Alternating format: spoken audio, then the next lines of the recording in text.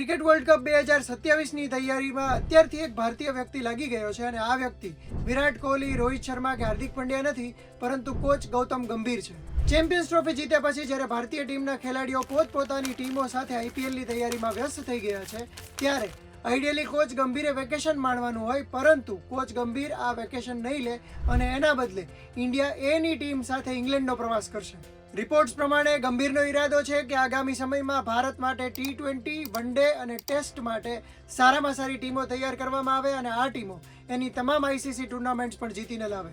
ગંભીરના coach બન્યા પછી ભારતીય ટીમ ચેમ્પિયન્સ ટ્રોફી તો જીતી ગઈ છે, પરંતુ ટેસ્ટમાં જે વર્લ્ડ ટેસ્ટ ચેમ્પિયનશિપમાં 2 વખત ભારત ફાઇનલમાં પહોંચ્યું હતું, એમાં હવે ત્રીજી વખત પહોંચી શક્યું નથી. અગાઉ ઘણી બધી પ્રેસ કોન્ફરન્સમાં ગૌતમ ગંભીરે ખેલાડીઓના ડોમેસ્ટિક ક્રિકેટ રમવા ઉપર પણ ભાર મૂક્યો હતો અને હવે રિપોર્ટ્સ એવા આવ્યા છે કે ગૌતમ ગંભીરે બોર્ડને વિનંતી કરી છે કે તે ઇન્ડિયા એ સાથે ઇંગ્લેન્ડની ટૂર ઉપર જશે અને ત્યાં ખેલાડીઓનું પરફોર્મન્સ જોશે અને ભારતીય ટીમમાં આગામી સમયમાં કયા ખેલાડીઓને કયા ફોર્મેટમાં રમાડી શકાય એ માટે ભવિષ્યની ટીમો તૈયાર કરશે. આવું કરનારો તે ભારતીય ટીમનો પહેલો કોચ હશે. અગાઉ ક્યારેય કોઈ પણ કોચે આવું કર્યું નથી, કારણ કે રવિ શાસ્ત્રી હોય કે રાહુલ દ્રવિડ હોય કે પછી બીજા કોચ હોય, કોઈ પણ ભારતીય ટીમની સિનિયર અને જુનિયર બંને ટીમોમાં ધ્યાન આપ્યું નથી. જોકે ગંભીરની આ વિનંતીના રિપોર્ટ્સ આવ્યા પછી ઘણા બધા ક્રિકેટ પ્રેમીઓ અને સિનિયર ક્રિકેટર્સ જેમ કે નવજોત સિંહ સિદ્ધુએ પણ એના વખાણ કર્યા છે. ક્રિકેટ ચાહકોને ખબર જ હશે કે ગંભીરના હેડ કોચ બન્યા પછી ભારત ન્યૂઝીલેન્ડ સામે ઘર આંગણે ટેસ્ટ સિરીઝ હાર્યું હતું, તો ઓસ્ટ્રેલિયામાં બોર્ડર ગવસ્કર સિરીઝમાં પણ ભારતનો પરાજય થયો હતો.